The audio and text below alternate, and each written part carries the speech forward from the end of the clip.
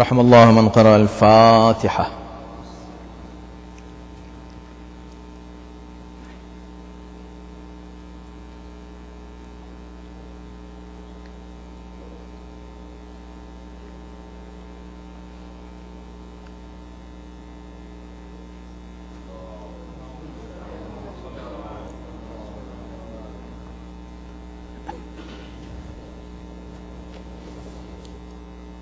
أعوذ بالله السميع العليم من الشيطان اللعين الرجيم. بسم الله الرحمن الرحيم. الحمد لله رب العالمين، والصلاة والسلام على أشرف الأنبياء والمرسلين، خاتم النبيين، رحمة للعالمين، سيدنا ونبينا وشفيع ذنوبنا وطبيب نفوسنا ومطهر قلوبنا مولانا أبي القاسم محمد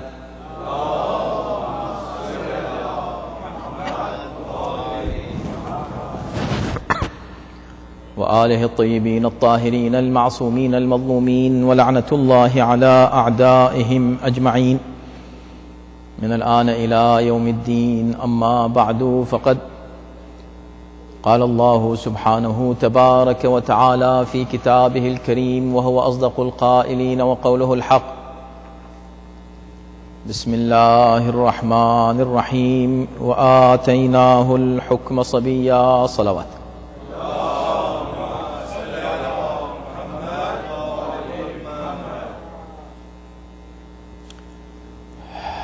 Several kids approached me and they asked me if I can speak in English. I said yes. If you come and sit in front of the minbar, of course in the beginning I can speak for you in English.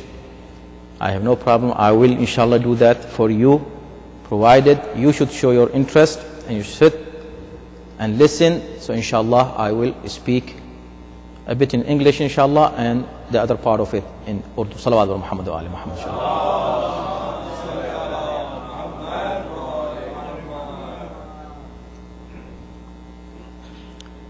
Look, tonight is the eve of Shahadat, Martyrdom Day of Imam Muhammad Taqi alayhi afdal salatu wassalam.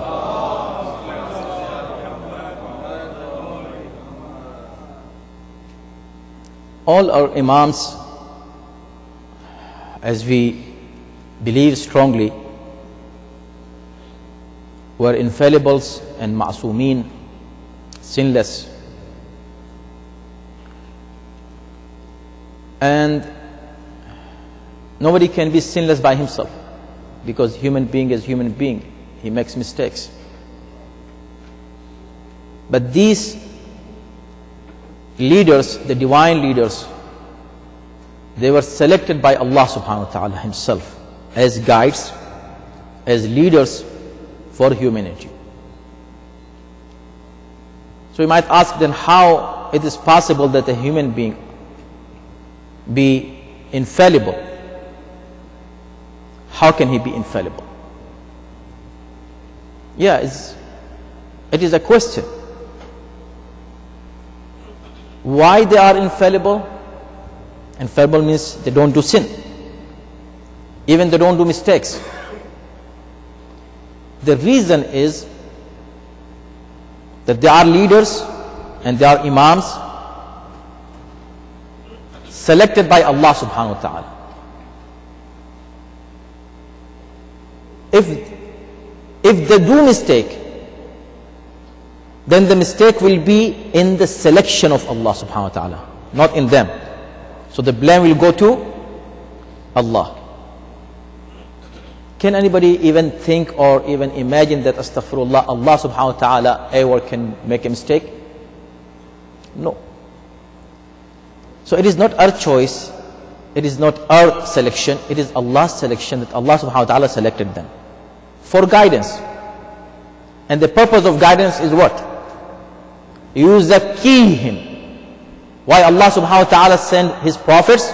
هو الذي بعث في الأميين رسولا منهم يتلو عليهم آياته, that he will read for them the ayat of Allah subhanahu wa ta'ala, he will read for them Allah's commandments, but also the purpose of this reading is yuzakkihim, to purify their soul. So the person who came on here to purify other people's soul, how much his soul should be purified already by Allah subhanahu wa ta'ala? It should be. It is not possible that somebody is a sinner by himself and comes here to guide us and show us the right path while he himself doesn't know the right path correctly. But if somebody knows the right path 100% with real knowledge, then he will never do mistake. To clarify this more, why? Because infallibility of Ma'asumeen is something that is hard to comprehend unless you have strong faith by yourself. But of course our faith is not just faith based on emotions. Our faith is based on logic. So how can you logically prove, even if it is selection of Allah subhanahu wa ta'ala? How? They are human beings and still they are more purified, more clean, more pious than angels. How it is possible? How it is possible? Yes. Look, why somebody does a mistake? Why I do mistake? Mistake means I didn't know something and mistakenly I did it. He cannot say I did a mistake knowingly. If you know, then it's not mistake. So you did it purposely something. So you did something voluntarily, purposely. It's not mistake. Mistake means you forgot something, gone from your mind. And you forgot you're doing something out of mistake. So this mistake, the reason of this mistake is lack of knowledge. Look, somebody came to Imam Ja'far as-Sadiq alayhi salatu wasalam.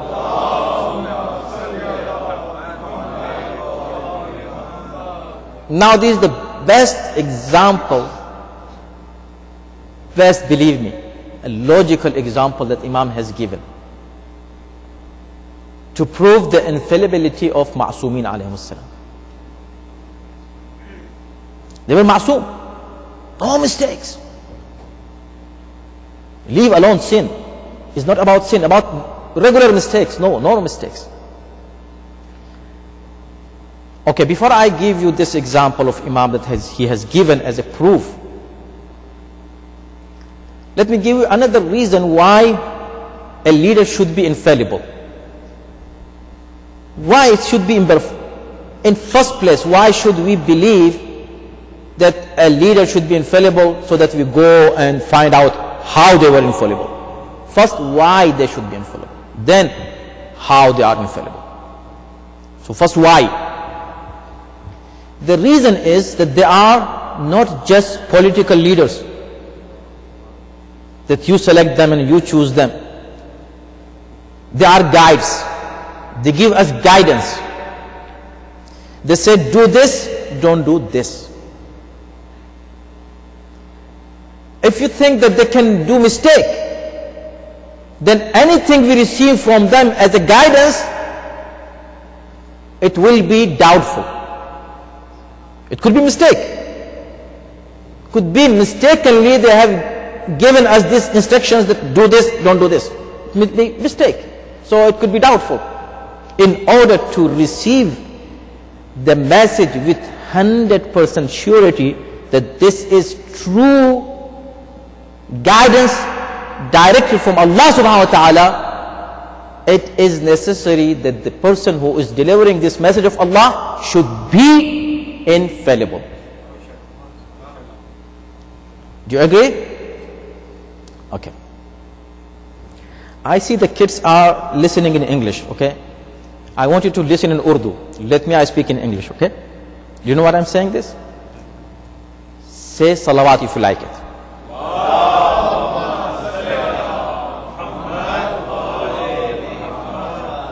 Look, whenever you like the point, say salawat, say subhanallah, speak. Come on. Then Don't ask me to speak in English next time. Okay? If you listen in English. Listen in Urdu, please. Okay? Salawat.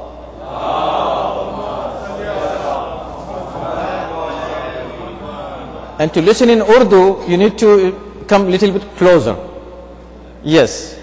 To make an environment of majlis. Come closer. The kids, especially the youth. Come closer.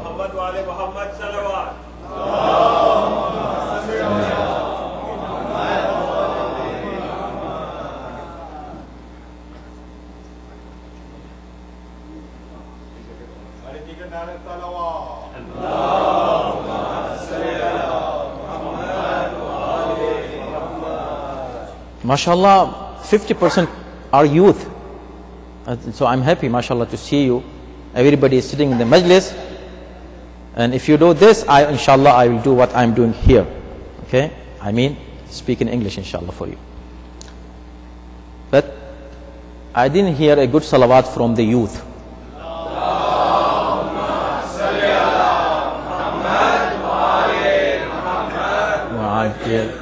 No, it is not from the youth. It's from old youth. So let's have it from fresh youth.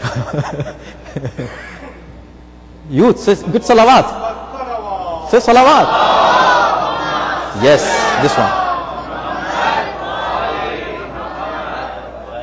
MashaAllah, now is good.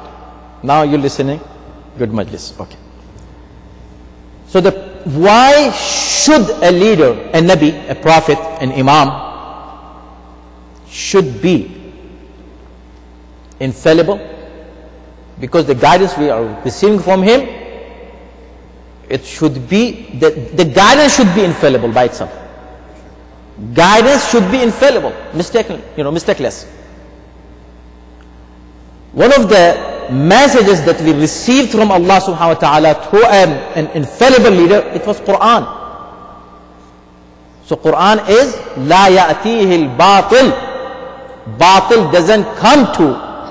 Wrong never come and touches Quran. Quran is clean from any kind of mistakes. Why? Because it has been sent by Allah and through infallible leader, and he is Rasulullah sallallahu alaihi wasallam.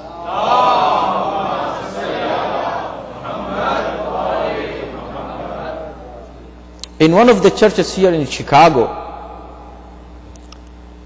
I was invited one day,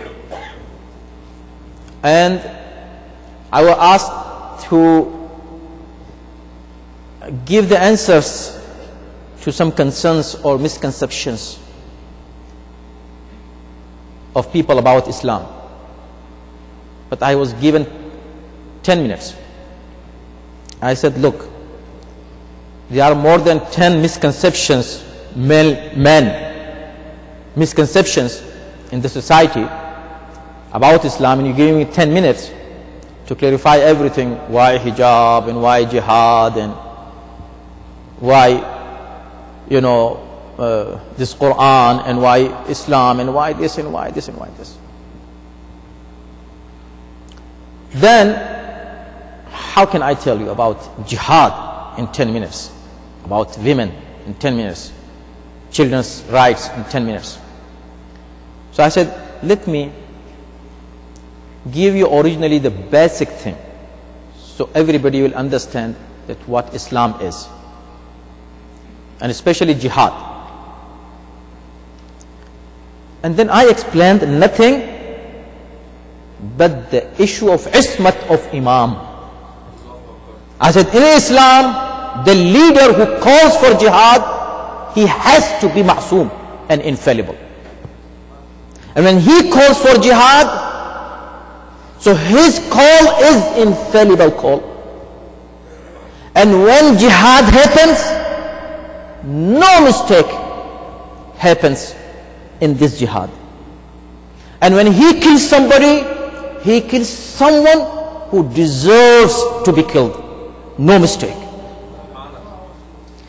So don't look to the people who call for jihad. Everybody is coming and saying jihad, and they are coming and killing innocent people in the name of jihad. This is not jihad. Jihad is the one which, when an infallible does jihad and he, look, the word sword, so dangerous word, sword, oh my God. But this sword, when it comes in the hand of an infallible leader, so this sword becomes infallible. And it is so powerful that it can see into the generations until the day of judgment. And an imam never kills somebody until he knows that not only him, even in his generations, no one innocent is going to come and good person is going to come. How is possible? Maybe good person are coming in his generations. No, he can see it just like Nuh alayhi salam has seen. So I explained there the infallibility, and what I explained, it was the answer of Imam Ja'far Sadiq alayhi salatu wasalam.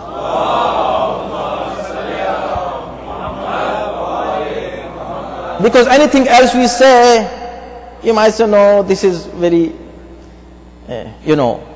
in-depth philosophy. We need simple logic. So this is what Imam said, that how an Imam can be infallible. And I told them that according to our faith, Jesus was infallible. Mary was infallible. And this is how we believe about these two great personalities of Islam or the history. How they were infallible and how can somebody be infallible? First of all, why? So I answered that, why? How? I'm giving an answer of Imam. So when he came and said, Mola, he asked Imam, Mola, are you infallible? You are Imam, I know, but you are infallible, right? He said, yes. Infallible means you don't do sin? He said, no, no sins. He said, never? He said, no. But you are a human being? He said, yes, we are a human being. So how it is possible that you are a human being and you don't commit a mistake or a sin ever? He said, you don't do it. I said, okay, I can believe it. But how about, do you ever intend ever to commit a sin? You don't do it because you have the control over yourself. You are strong. But do you ever think of doing a mistake or doing a wrong thing? Imam said, no, we don't even think. It comes even in our mind. Any sin, small or big, it never enters in our mind as intention, never. It never happens. Not even intention. So not even intention. This one is hard to comprehend, he said. He said, Mola, this is very hard to understand. How it is possible? Okay, fine. You said you don't do mistake. You might say you are so strong, Allah made you strong, but you are a human being. You don't even think of doing mistake? You don't even think of doing something bad and wrong? He said, no, we don't even think about it. How? Imam asked him. He said, okay, let me ask you a question. What, ya Imam? He said, if you are thirsty, what you do? He said, I drink water. So if you are really very thirsty, you are dying of thirst. You are almost dying of thirst. Huh? And you have water in front of you, what you do? So, of course, I'm going to drink it. I'm going to drink it. Imam said, how about if you are thirsty and you have a dirty gutter water, a used washroom water in front of you, and you are thirsty. Are you going to drink it? He said, Mola, how can I drink it? It's so disgusting. I cannot drink it, but you are thirsty. Even if I am thirsty, I can die, but I will not drink it. He said, okay, fine. You don't drink it, I can understand that. But how about, do you even think of drinking it? Do you ever think that let me drink it? Do you intend any little intention of drinking such a water? He said, not even intention, Mawla. He said, that's it. You gave the answer for your own question. You are asking me that why we don't do mistake and why don't we even think of doing mistakes? It's because you don't drink this water. He said, but Mawla, this is some water that I can see it. He said, this, the way you see this dirty water, we see the consequences of sins and mistakes.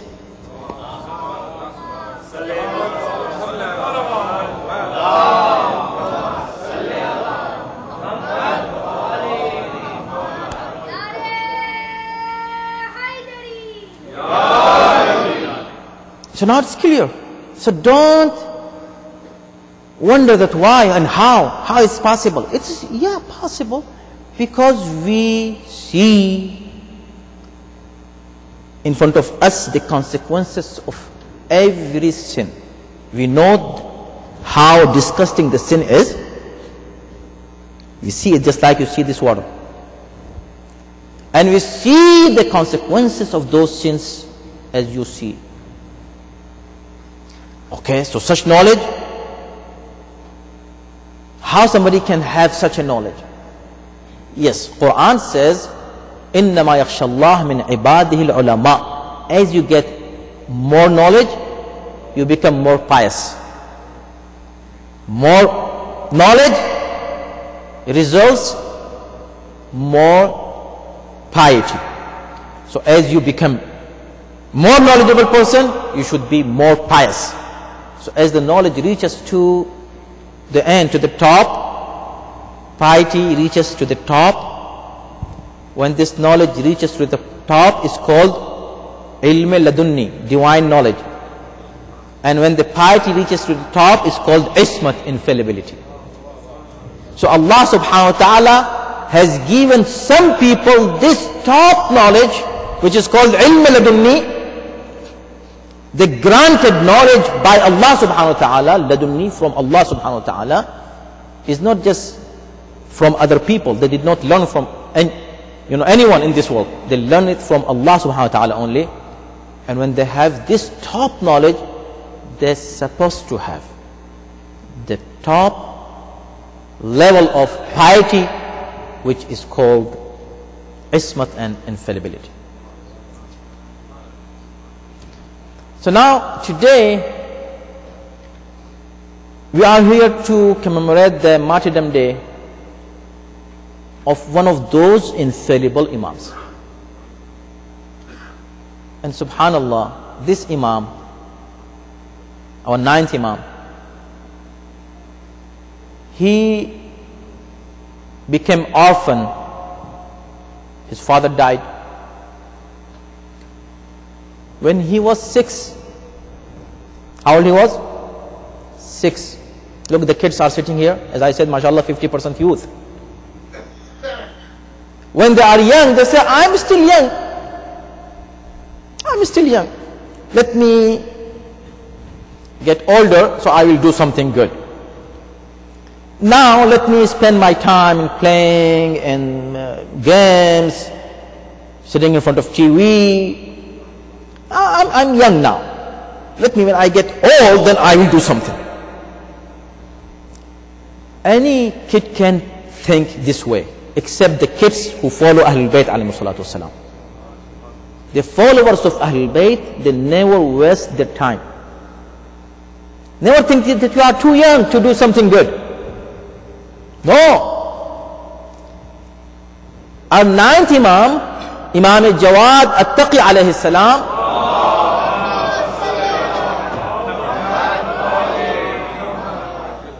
how old he was when his father died? He was 6. When he was 6, his father died. It means what? Who is Imam? After 8th Imam. He. At the age of what? 6. So when he was 6, he was Imam.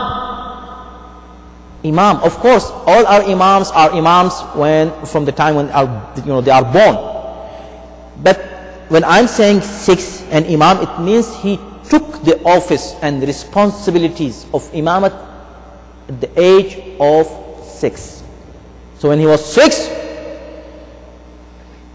he became responsible for the leadership of how many people? Tell me. 10 people? 100? 1,000? Only Arab people? Imam is for whom? Imam is representative and successor of Rasulullah. And Rasulullah is who? He is Rasul for whom? وَمَا أَرْسَلْنَاكَ إِلَّا رَحْمَةً لِلْعَالَمِينَ. So Rasul is Rahmatan lil-Alameen. Alameen, the whole world, entire world. Everything in this world which is under Allah's lordship, Rububiyyat, everything is under Risalat of Rasulullah, and everything is under Imamat of an Imam. So he became Imam-e-Kainat. He was Imam-e-Kainat, but he took the office of responsibilities of Imam-e-Kainat after his father when he was 6. And he died, or of course he was martyred, he was poisoned in very young age when he was only 25. 25, and he was poisoned. In this little life span, what did he do? So as I was talking about infallibility and knowledge, his knowledge is, he has so many miracles of knowledge in his life.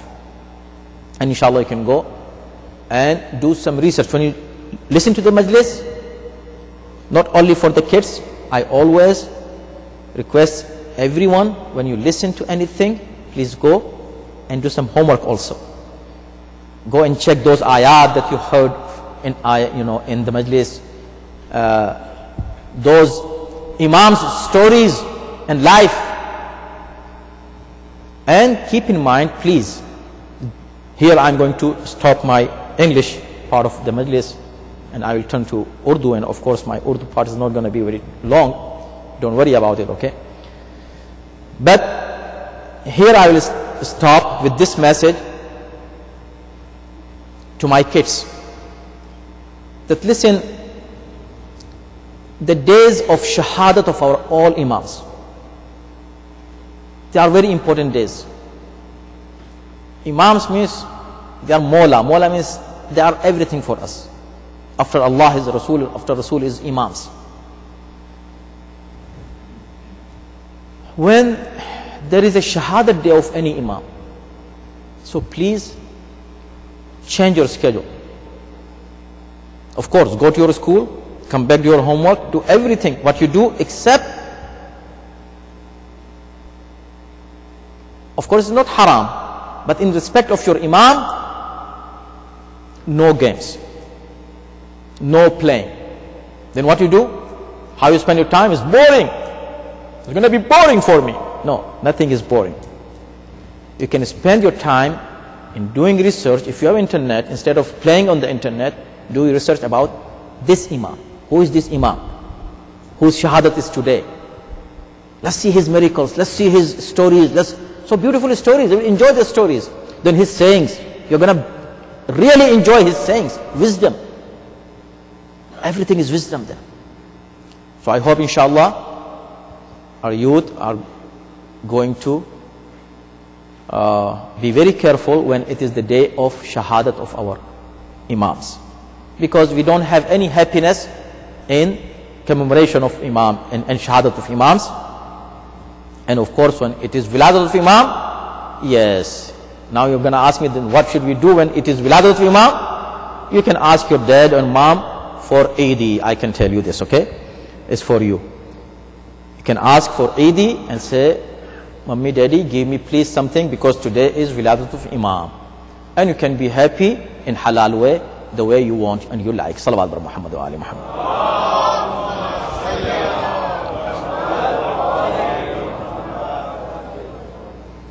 دوستان محترم، دیکھیں ہم نے یہ طے کیا ہے کہ اکثر مجلسیں ہم اکثر، ساری نہیں، علاوہ کچھ مجلسوں کے اکثر مجالس ہم انگلش میں پڑھا کریں گے. ہمیں معلوم ہے کہ ہمارے بزرگ کہیں گے اٹ از بورنگ.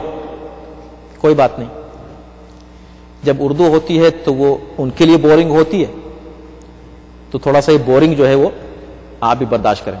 لیکن اگر آپ چاہیں تو اس بورنگ سچویشن کو ہٹائیں. ہم جہاں جاتے ہیں، آپ یقین جانیں، جہاں انگلش میں ہم مجلس سے پڑھتے ہیں، ہمیں خود محسوس نہیں ہوتا کہ ہم انگلش میں پڑھ رہے ہیں یا ہم اردو میں پڑھ رہے ہیں، اس لیے کہ مجمع اسی طرح داد دیتا ہے. آپ لوگ یہاں پر ایک ذرا ابھی ماحول نہیں بنا ہے، بنے گا انشاءاللہ. تو لوگ یہ سمجھتے ہیں کہ اب چونکہ یہ اردو میں بول رہے ہیں تو یہ خطبہ جمعہ ہے، انگلش میں بول رہے ہیں تو خطبہ جمعہ پڑھ رہے ہیں یا کوئی سیمینار ہو رہا ہے. نہیں، مجلس سے جس طرح آپ اردو میں داد دیتے ہیں سبحان اللہ الحمدللہ، یہ ایک ماحول ان بچوں کے لیے تو بنائیے نا آپ. اگر آپ ابھی اردو ہم ان تک نہیں منتقل کر چکے، نہیں کر سکے، تو کم سے کم آپ ان تک وہ اسٹائل، وہ انداز مجلس اور آداب مجلس تو منتقل کرا نا ان بچوں کو. ایسا نہ ہو کہ بچے باہر کھیلتے رہیں اور اندر اردو کی مجلس ہو رہی ہے اور اردو بھی سکھاتے رہیں. اس کا مطلب یہ نہیں کہ آپ اردو نہ سکھائیں بچوں کو. اردو سکھانا تقریباً واجب جیسا ہے. ہر مرجع، آپ جس مرجع کی آپ تقلید کرتے ہیں، وہ مرجع پہلی تاکید آپ کو یہ کرتا ہے کہ اپنی زبان کو محفوظ رکھو. مسئلہ اردو کا نہیں ہے، آپ کی جو بھی زبان ہے. آپ فارسی بولتے ہیں تو فارسی کو محفوظ رکھیں، گجراتی بولتے ہیں گجراتی کو محفوظ رکھیں، پنجابی بولتے ہیں پنجابی کو محفوظ رکھیں، چائنیز بولتے ہیں اس کو محفوظ رکھیں. آپ کی جو بھی زبان ہے، اتفاق ہے کہ ہماری زبان اردو ہے تو ہم اس کے لیے اردو کا لفظ استعمال کرتے ہیں بار بار، اکثریت کی کہیں زبان، تو اس کو محفوظ رکھیں. ہمارے علماء اور مراجع کہتے ہیں کہ اس میں آپ کا کلچر پوشیدہ ہے. اپنے بچوں کو اردو سکھاتے رہیں، بتاتے رہیں ٹف ہے، مشکل ہے، معلوم ہے بھئی ہمارے ساتھ گزرا ہے. یہ ہم جب نجف میں پل بڑھ رہے تھے، بڑے ہو رہے تھے، عربی کی ہر طرف. لیکن اگر ہمارے ماں باپ نے اس وقت ہم کو اردو نہیں سکھائی ہوتی تو آج ہم بیٹھ کر آپ کے سامنے اردو نہیں بول سکتے تھے، اور بولتے تو چڑے کو چڑی اور چڑی کو چڑا کہتے، سمجھے. لیکن الحمدللہ ہمارے والدین نے اس وقت وہاں نجف میں، اسکولنگ ہمارے نجف میں ہوئی، ایک لفظ اردو نہیں وہاں، مگر الحمدللہ ہم نے اردو سیکھی. اسی انداز سے اگر پیرنٹس محنت کریں تو اپنی زبان اپنے بچوں کو دے سکتے ہیں. اگر آپ کی زبان عربی ہے تو سبحان اللہ عربی سکھائیے، آپ کی زبان فارسی ہے تو فارسی سکھائیے، آپ کی زبان اردو ہے تو اردو سکھائیے. اگر مکس ہے تو دونوں سکھانے کی کوشش کیجئے، کیا پریشانی ہے، سب کرنے کی کوشش کیجئے، لیکن کیجئے ضرور. اس میں آپ گیو اپ نہ کریں کہ نہیں جواب تو بچے انگلش ہی میں دیتے ہیں. جواب دینے دیں انگلش میں، ان کو بھی عادت ڈالیے، وہ بھی اگر جواب اردو میں دینا شروع کریں تو اردو ان کو آئے گی. اب جو لوگ کہتے ہیں کہ بھئی اس سے کیا فائدہ ہے، اور یہ لوگ تو مثلاً اب اردو تو سمجھتے نہیں سمجھتے ہیں، تب بھی ان کو مجلس میں بٹھائیے. اگر اردو کی مجلس ہو رہی ہے اور آپ کی بھی یا کسی اور کی سمجھ میں انگلش نہیں آ رہی ہے، تب بھی وہ بیٹھیں مجلس میں. تو زبانوں کے جھگڑے نہ لائیں. ہر چیز کی ہم کو ضرورت ہے، ہم کو اردو کی بھی ضرورت ہے، ہم کو انگلش کی بھی ضرورت ہے، اور یہ ہمارے کلچر کا جو ایک حصہ ہے، زبان بنتی ہے. کلچر جو صحیح کلچر ہے، کلچر میں غلط چیزیں بھی ہوتی ہیں لیکن کلچر میں اچھی چیزیں بھی ہوتی ہیں. ان چیزوں کو اسلام نے ہر کلچر کی چیز کو ریجیکٹ نہیں کیا. اس زمانے میں جاہلیت کے کلچر کو بھی 100% ریجیکٹ نہیں کیا ہے. اب یہ موضوع کہیں اور نہ چلا جائے اور ہم گفتگو کو تمام کرنا چاہیں تو صرف اتنا ہی عرض کرنا کافی ہے کہ بہت سی ایسی چیزیں ہیں جو اسلام نے دور جاہلیت کی اڈاپٹ کی، یا یہ کہیے کہ ان کو اوکے کیا، کہا کہ فائن یہی ہوگا جو اس وقت ہو رہا تھا. ابھی جو یہ ہے ذی القعدہ، اور اس کے بعد جو مہینہ آ رہا ہے ذو الحجہ، اور اس کے بعد جو مہینہ ہے محرم، یہ تینوں محرم اور اس سے پہلے رجب، یہ 4 مہینے دور جاہلیت میں محترم مہینے مانے جاتے تھے، محترم، ان کا احترام ہوتا تھا. قرآن نے بھی وہی لفظ استعمال کیا ان کے لیے اور ان کو قبول کیا کہ کوئی بات نہیں، یہ 4 مہینے محترم ہے ہمارے اسلام میں بھی. کیوں بھائی؟ خیر اس کے ریزنز ہیں. جنگ نہیں کرتے تھے اس میں، ہاں ٹھیک ہم بھی جنگ نہیں کریں گے، اچھی بات ہے. ایک چیز اچھی ہے کہ تم اگر چلو کم سے کم 4 مہینے نہ کرو جنگ، سبحان اللہ. اب رہ جائیں گے 8 مہینے، اس میں ہم تم کو سمجھائیں گے، محنت کریں گے کہ اس 8 مہینے میں نہیں کرو. لیکن اگر 4 مہینے میں تم خود تیار ہو جنگ نہیں کرنے کے لیے تو اس سے اچھی بات کیا ہے؟ ایک اچھی چیز کلچر میں رائج تھی، اسلام نے اس کو قبول کیا اور اسلام کا حصہ بنا دیا. سمجھے؟ تو جہاں کلچر میں کوئی اچھی چیز ہو، مفید ہو اور اس میں کوئی نیگیٹو نہ ہو ایشو، تو کوئی بڑی بات نہیں ہے. وہ تو کلچر وہاں کا ہے اور تو کلچر انڈیا کا ہے اور تو کلچر پاکستان کا اور جو کلچر امریکہ کا ہے. کلچر کا کوئی جھگڑا اسلام کا نہیں ہے.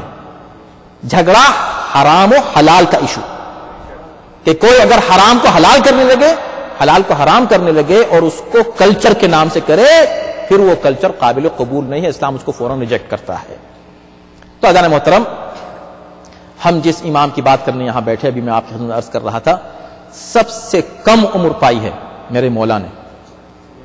اور آپ حضرات نے وہ واقعات و معجزات ائمہ کے سنے ہیں، اور ہر دور میں، ہر زمانے میں، ہر امام کے سامنے مختلف طرح کے چیلنج ہوا کرتے تھے. نویں امام کا چیلنج یہ تھا کہ اس دور میں اتنے فرقے تھے اور ہر فرقے کے باقاعدہ امام بنے ہوئے تھے، اور ہر امام کے ساتھ گروپ تھا کہ جو اس زمانے میں ایک نئی فلسفی آئی تھی، بلکہ یونان کی فلسفی منتقل ہوئی تھی. میں بہت تفصیل میں نہیں آنا چاہتا اس وقت. اس دور میں، ایسے زمانے میں 8ویں امام کے لیے بھی چیلنج کا زمانہ تھا، اور زیادہ چیلنج 9ویں امام کے لیے تھا. مگر اللہ نے ہر دور میں، جیسے انبیاء کے زمانے میں جس نبی کو بھیجا، اس دور میں جو چیز بہت رائج تھی، جس پر اس دور میں لوگوں کو بہت فخر تھا، اسی کو زیر کرنے کے لیے اسی ٹائپ کا معجزہ دے کر بھیجا. مأمون رشید عباسی معروف ہے، یہ ہسٹری میں ہسٹورینز یہ لکھتے ہیں کہ اتنا زیادہ علم دوست خلیفہ کوئی گزرا نہیں. اب میں اس پہ کوئی بحث نہیں کر رہا ہوں، میں آپ کو جو ہسٹورینز ہیں ان کا جو ایک کمنٹس آپ کے سامنے پیش کر رہا ہوں. چلو ہم اس کو 1 منٹ کے لیے مانتے ہیں. اس نے علماء کو جمع کیا، اسکالرز کو جمع کیا، فلاسفرز کو جمع کیا، اور کافی ٹرانسلیشنز ہوئے باہر کی کتابوں کے، اور خاص طور پر جو یونان کا فلسفہ تھا وہ منتقل ہو رہا تھا. ایک عجیب زمانہ تھا وہاں، اور اس دور میں بس صرف علم کی باتیں ہوتی تھیں. دیکھو فلاں اسکالر ہے، اور فلاں بہت بڑا شاعر ہے، اور فلاں بہت بڑا فلسفر ہے، اور فلاں بہت بڑا یہ. اس دور میں اب جب کسی کی امامت سامنے آئے تو کس طرح آئے؟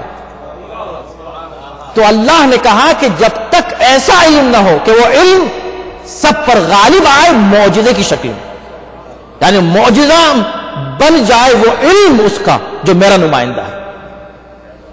تو اب کتنا ہی علم، بھائی 6 امام کا علم، 5 امام کا علم، باقر العلوم کا نہیں، اس طرح نہیں. وہ زمانہ اور تھا. یہ زمانہ یہ ہے کہ میں علم کو میریکل بنا دوں. سب کچھ ہو سکتا ہے، مگر 6 سال کا بچہ 60 سال کے بوڑھے پر غالب آ جائے، اور وہ بھی اس کے ساتھ اس 60 سال کے قاضی القضات کے اوپر جو کہ چیف جسٹس ہے، اور وہ سب سے بڑا عالم مانا جا رہا ہے اس دور کا، اور جتنے بھی دیگر علماء ہیں اور فلاسفرز ہیں اور بڑے بڑے اسکالرز ہیں سب اس کے انڈر میں کام کر رہے ہیں، اور یہ ٹاپ عالم ہے وقت کا. اس کو زیر کوئی اسی عمر کا انسان نہیں کر رہا ہے کہ اس نے شاید سیکھا ہو نہیں. 6 سال کا ایک بچہ مقابلے پر آئے گا اور اس کو بات کرنے کی اس کے مقابلے میں ہمت نہیں ہوگی. سمجھے؟ یہ نظام الہی ہے. یہ تعجب کرتے 6 سال کے بچہ 6 سال میں کیسے امام ہو گیا؟ تم کو کیا پتا کہ حالات کیا تھے؟ یہ تو خدا جانتا ہے کہ کب کس کو امامت کی ذمہ داری سے کرنی ہے.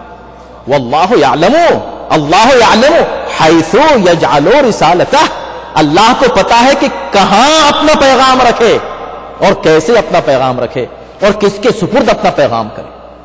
تو 9ویں امام کی خصوصیات میں سے میرے دوستو یہ بہت بڑی خصوصیت ہے.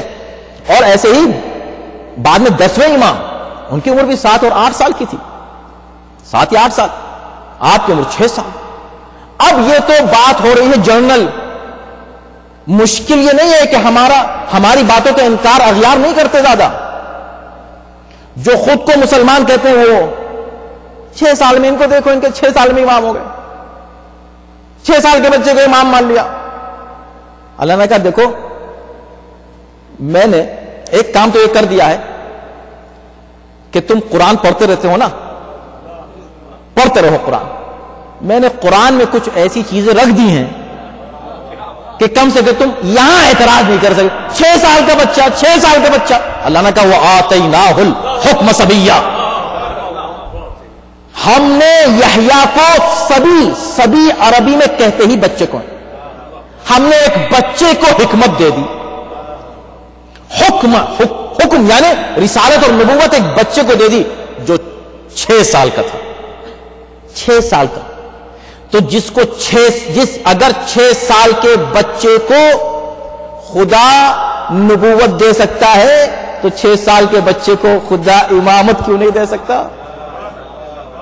تو کہا کم سے کم جو نبوت، ہاں کرو اس کا انکار کرو گے تو نبوت کا بھی انکار ہوگا، اس کا انکار کرو گے تو قرآن کا بھی انکار ہوگا.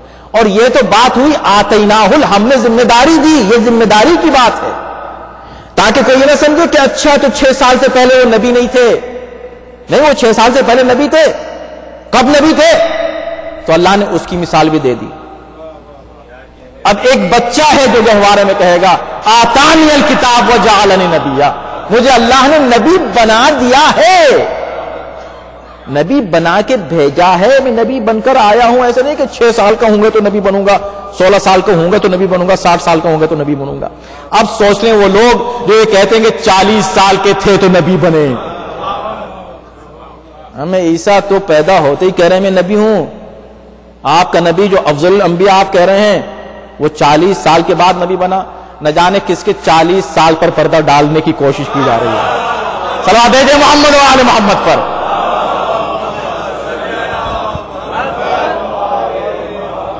قرآن محترم، جب کسی امام کی زندگی کا مطالعہ کریں تو آپ کو کتابوں میں صرف واقعات ملیں گے.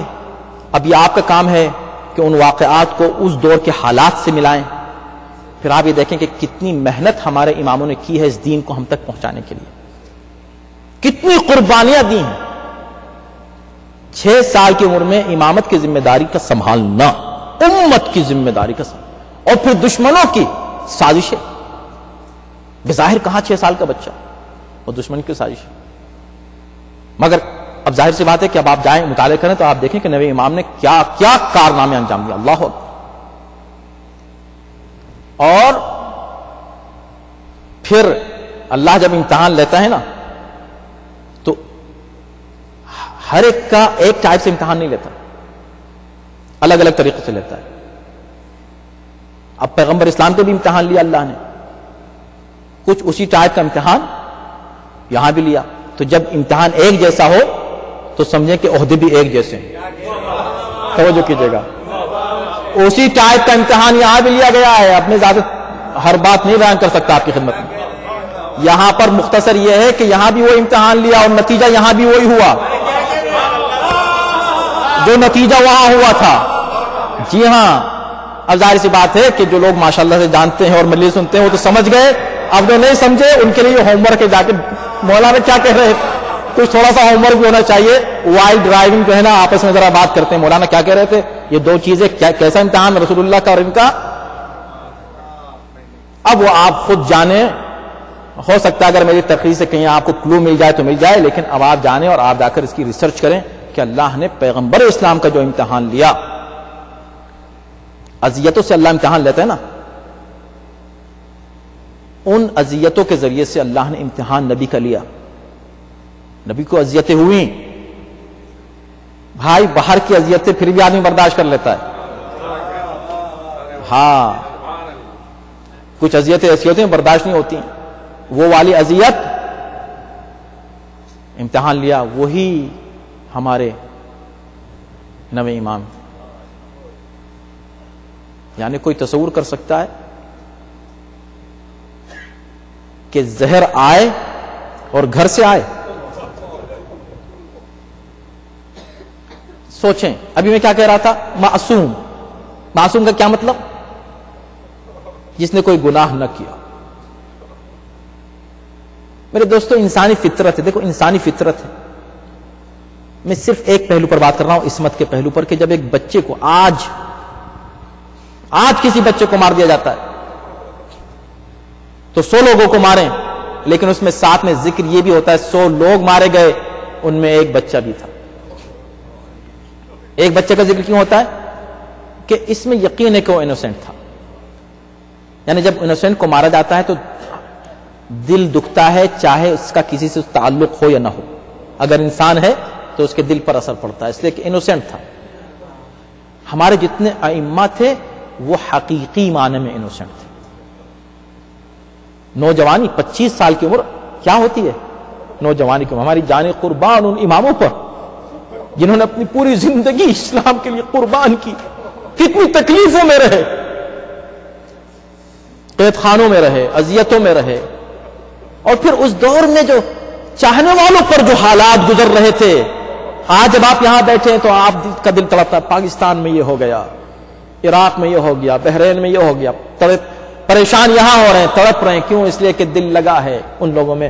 سوچیں ان اماموں کی کیفیت کیا ہوتی ہوگی جن کے زمانے میں روزوں پر حملے ہو رہے ہیں، جن کے زمانے میں شیعہ قتل کیے جا رہے ہیں، جن کے زمانے میں پوری قوم کے اوپر ظلم اور ستم کے پہاڑ توڑے جا رہے ہیں. ان اماموں کی زندگی میں سب ہو رہا ہے. اماموں کو خبریں مل رہی ہیں کہ یہ ہو رہا ہے ہمارے ساتھ، اور امام اس کو برداشت کر رہے ہیں.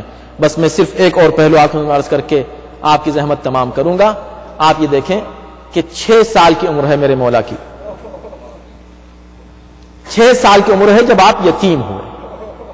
مدینے میں ہیں، مدینے میں تھے، اور باپ کہاں تھے؟ پدر گرامی خراسان میں. مسجد میں بیٹھے ہیں، حاطف غیبی کی آواز آئی کہ وقت کا امام اس دنیا سے اٹھ گیا. یہ آواز سنی، یہ امام جو مسجد میں 6 سال کا ہے بیٹھا ہے، یہ بھی اپنی جگہ سے اٹھ گیا. اس نے لبیک یا امام کہا، اور ایک لمحے میں معجزے کے ساتھ خراسان پہنچ گیا. خراسان کیوں پہنچا؟ اپنے بابا کو دفن کرنے کے لیے. اپنے بابا کو دفن کرنے کے لیے میرے مولا خراسان 6 سال کی عمر شریف ہے. خراسان پہنچ جاتے ہیں. بس میں یہ کہتا ہوں جب میرے مولا خراسان پہنچے ہوں گے، اپنے بابا کو غسل و کفن دیا ہے امام رضا کو. آج جا کر دیکھیں مشہد. اللہ سب کو زیارت نصیب کرے مولا کی. اسی لیے غریب الغرباء ان کو کہتے ہیں. یہ غریب الوطنی ہے. واحد امام ہے جو اکیلا دفن ہے ایک جگہ، تنہائی میں، ایک کونے میں الگ. لیکن اللہ اکبر، چاہنے والوں کا ہجوم ہوتا ہے وہاں. امام نے اپنے بابا کو غسل و کفن دیا، اور غسل و کفن دے کر ذمہ داری کو پورا کیا، دے دیا. اب 25 سال کی عمر شریف آئی، تاریخ نے اپنے آپ کو دہرایا. اب امام خراسان میں نہیں ہے، امام بغداد میں ہیں، اور زہر دیا جاتا ہے. اب بغداد میں اب ان کے فرزند بھی اتنے ہی چھوٹے ہیں جتنے یہ چھوٹے تھے. وہ کون ہے؟ امام نقی میرے مولا 10ویں امام، اور وہ بھی مدینے میں. بس جیسی سنا اعجاز امامت سے تشریف لاتے ہیں. اللہ اکبر، کیا ہوا؟ جس کی عمر 25 سال ہو، کیا ہوا؟ لوگ شک کرتے پتہ نہیں کسی نے زہر دیا تھا کہ نہیں دیا تھا. یہ بالکل ایسے ہی ظالم ہیں جو ظلم آج بھی جناب سیدہ پہ لوگ کرتے ہیں. ارے پہلو شکستہ ہوا تھا کہ نہیں ہوا تھا؟ اگر نہیں ہوا تھا یہ تو بتاؤ کہ جس کی عمر 18 سال تھی اس نوجوان بی بی کے اوپر کیا ایسا کچھ گزرا کہ اس دنیا سے چلی گئی؟ بس یہی سوال اس مظلوم امام کے لیے آتا ہے. ہائے میرے امام کی مظلومیت، 25 سال کی نوجوانی، ارے کیا گزر گئی ہوگی؟ کیا ہوا ایسا کہ امام اس دنیا سے اٹھے؟ زہر دغا سے شہید کیا گیا. بتاتے ہیں کہ جب زہر دیا گیا ہے چہرے اقدس متغیر ہوا، جسم کا رنگ بدلنے لگا. امام نے اپنے چاہنے والوں سے کہا چاہنے والوں میں اس دنیا سے جا رہا ہوں، میرا بیٹا آئے گا، چھوٹا ہے مگر وہ تمہارا ہی وہاں ہوگا، وہ مجھے دفن کرے گا. میں کہوں گا مولا آپ کے فرزند چھوٹے تھے، آپ خود چھوٹے تھے، آپ نے اپنے بابا کو جا کر غسل کفن دیا، آپ کے بیٹے نے آپ کو غسل کفن دیا. ہائے کربلا، ارے ایک جنازہ پڑا ہوا ہے اور نوجوان بیٹے کے ہاتھ میں کڑیا ہے، پاؤں میں بیڑیا ہے، بابا کو کیسے دفن کرے، کیسے کفن پہنچے؟ تابوت آ رہا ہے، سلام کریں ماتم یا حسین یا جواد یا حسین. ہوئے امام محمد تقی شہید، شی ہوئے امام محمد تقی شہید، زہر ستم سے ہو گیا حق کا ولی شہید. شیعو ہوئے امام محمد تقی شہید، واللہ یہ شہادت خیر الانام ہے، واللہ یہ شہادت خیر الانام ہے. مارا نہیں تقی کو ہوئے ہیں علی شہید، مارا نہیں تقی کو ہوئے ہیں علی شہید. مارا گیا ہے آج محمد کا جانشین، مارا گیا ہے آج محمد کا جانشین. یارو ہوا نبی کا نواں یہ نسی شہید، یارو ہوا نبی کا نواں یا سسی شہید. شیعو ہوئے امام محمد تقی شہید، زہر ستم سے ہو گیا حق کا ولی. جو بے کسوں غریبوں کا حامی تھا مر گیا، جو بے کسوں غریبوں کا حامی تھا مر گیا. ہے ہوا اے یوم یہ کیسا سخی شہید. شیعو ہوئے امام محمد تقی شہید، زہر ستم سے ہو گیا وقت ولی.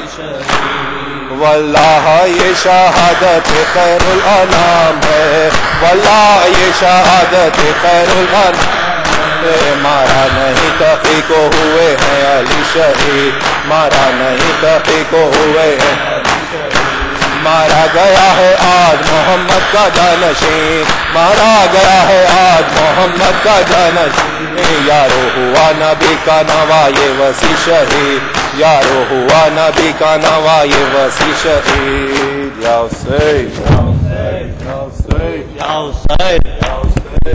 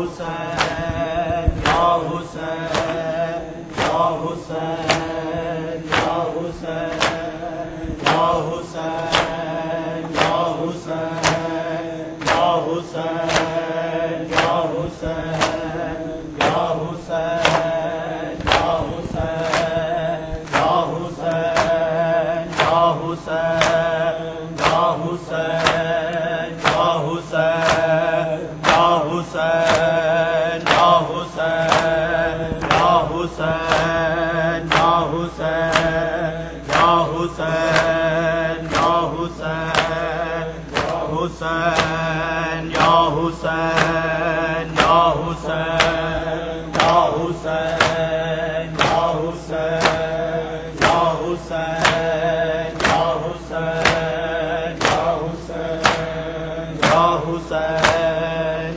حسین یا حسین یا حسین یا حسین پیر زمانے کو عطا کون کرے گا شبیر زمانے کو عطا کون کرے گا شبیر زمانے کو عطا کون کرے گا شبیر زمانے کو عطا کون کرے گا شبیر زمانے کو عطا کون کرے گا شبیر زمانے کو عطا کون کرے گا شبیر زمانے کو عطا کون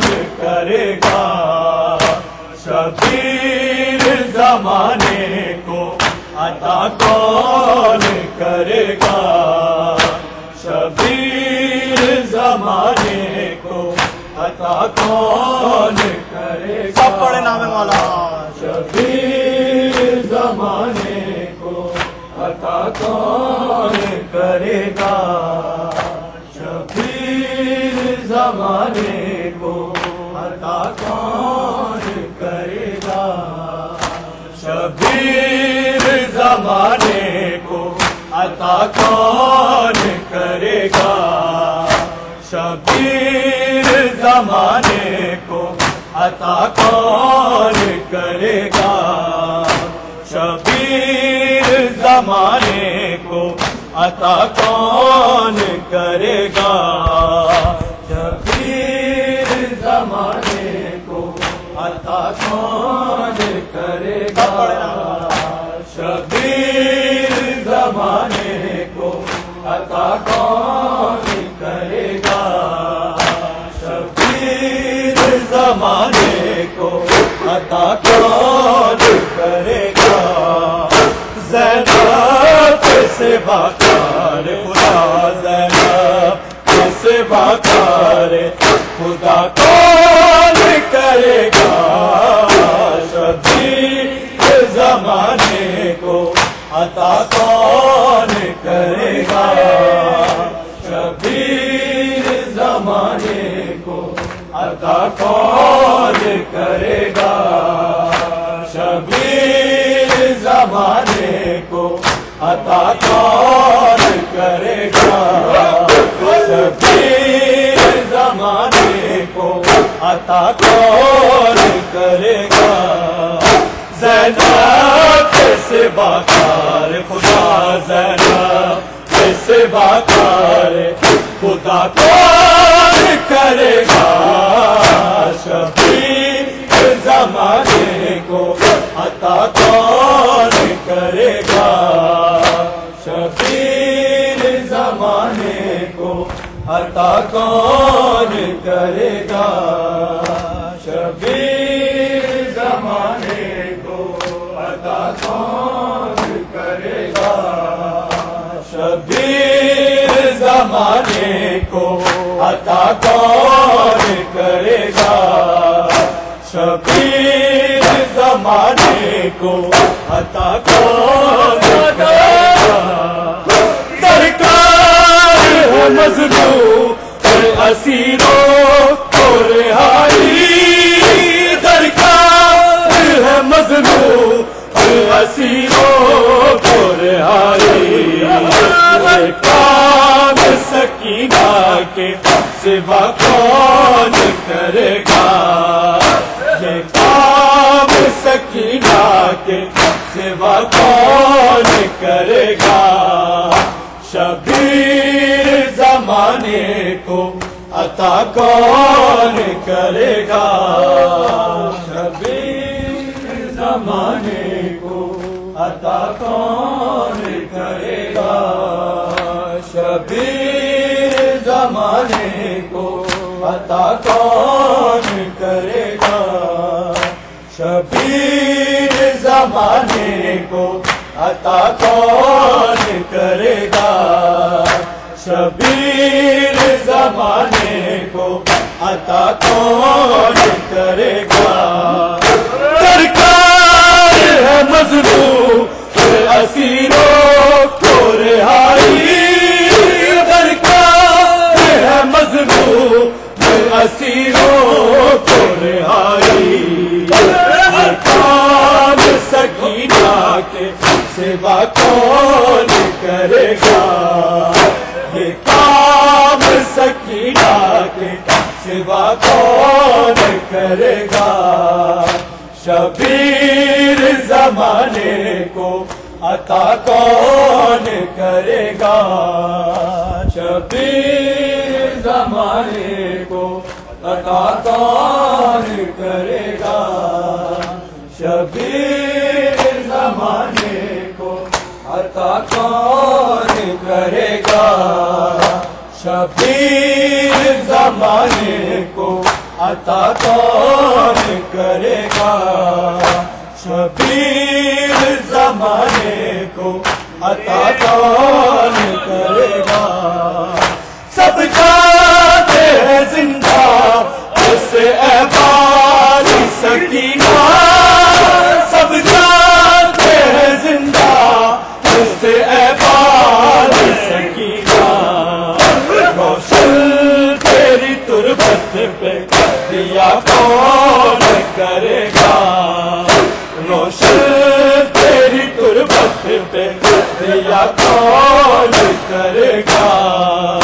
شبیر زمانے کو عطا کون کرے گا؟ شبیر زمانے کو عطا کون کرے گا؟ شبیر زمانے کو عطا کون کرے گا؟ شبیر زمانے کو عطا کون کرے گا؟ سب چاہتے ہیں زندہ اس احباب سکینہ، سب چاہتے ہیں زندہ اس احباب سکینہ، روشن تیری تربت پہ دیا کون کرے گا؟ روشن تیری تربت پہ دیا کون کرے گا؟ شبیر زمانے کو عطا کون کرے گا؟ شبیر زمانے کو عطا کون کرے گا؟ شبیر زمانے کو عطا کون کرے گا؟ شبیر زمانے کو عطا کون کرے گا؟ شبیر زمانے کو عطا کون کرے گا؟